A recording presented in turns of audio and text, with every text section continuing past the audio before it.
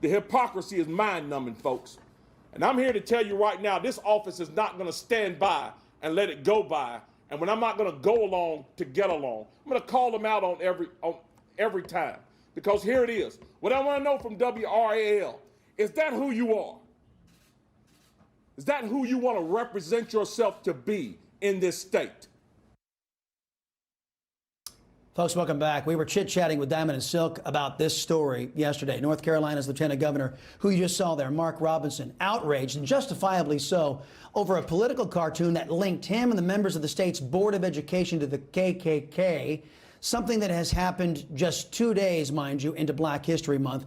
Lieutenant Governor Mark Robinson joining us now to give us the full picture behind this disturbing story. Governor, welcome to the Chris Salcedo Show. Now, before we get into the historical significance of what I believe WRAL has done here, my understanding is they targeted you at the behest of special interests working on behalf of the government-run schools. Do I have that about right? Well, yeah, it's what it all boils down to is our history and social studies standards were rewritten this past June. They had a set of standards that were very good, but over the objection of a few people, they decided to rewrite those standards. And the standards are horribly written, slanted very hard to the left, include a lot of language that are going to point to some very bad things being introduced to our classroom. And the Republican members of the board including me, have strongly objected. WRAL put this cartoon out as a direct result of that objection. Okay, now here's why I think WRAL did this. Because they, along with other people in the extremist left in this country, they want to obscure and diminish the real history. As you and I both know, the KKK has its origins in the Democrat Socialist Party in this country.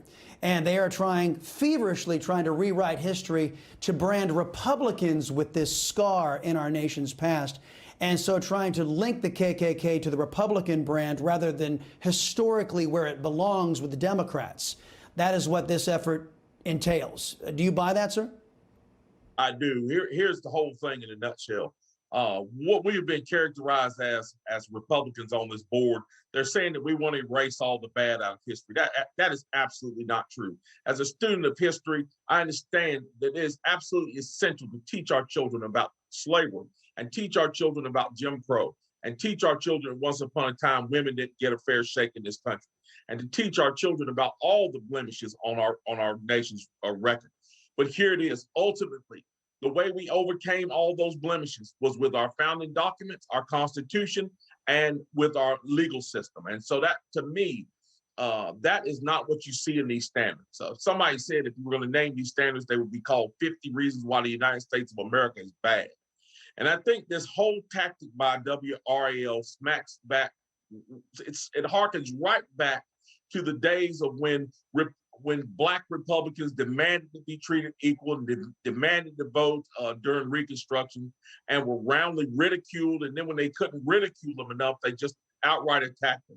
So this whole thing is just another scheme by those folks on the left who want to mischaracterize our party and want to mischaracterize Black conservatives like myself. Oh, and I might add also that one of the individuals on the board as well, GOP members on the board as well, is a Native American woman, a lumpy woman. Wow. Well, WRAL, the degenerates there, trying to put we people who are conservatives of color in our place because they believe we've wandered off the liberal socialist reservation, I think is disgusting. And I believe they owe you an apology, Lieutenant Governor. Hey, I want to play something here from Denzel Washington, an actor everybody knows. Let's roll that. I'm directing a movie now about a soldier that makes the ultimate sacrifice. And I just don't care for people that put those kinds of people down. If it weren't for them, we would not have the freedom to complain about what they do. Governor, the actor, the very famous actor, standing up for our law enforcement officials and those in the military. What say you? There are the folks in Hollywood that do that are few and far between. It's always great to see people that do that job for a living, that are actors and actresses and work in Hollywood, stand firm on what they believe. is something that's been lost in that industry, certainly.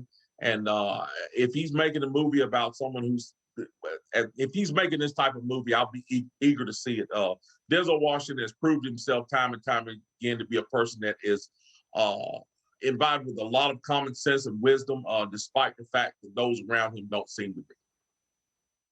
Well, Lieutenant Governor Mark Robinson, it has been a distinct pleasure and honor to meet you, sir, and I hope you can get back here on the Chris Salcedo Show soon. We'll talk again.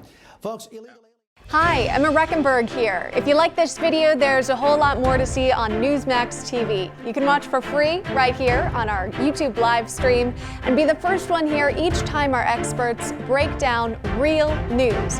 Just hit that subscribe button, ring the bell icon, and stay with us on America's fastest growing cable news channel, Newsmax TV.